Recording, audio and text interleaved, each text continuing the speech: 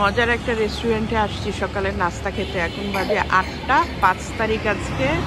এখানে লেখা শ্বশুর বাড়ি, আর এখানে তাদের একটা অ্যাডভার্টাইজমেন্টের ইয়ে আছে, আমরা কই না আমরা সেরা, একবার খাইন চাইন কে সেরা। আচ্ছা এই যে দেখি এই সানগ্লাস পরো তো।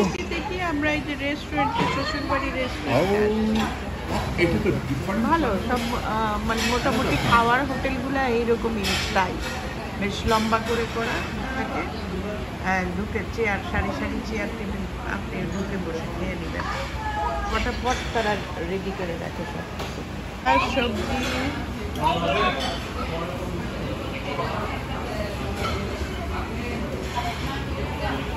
এই বিশাল বড় বড়, বিশাল বড়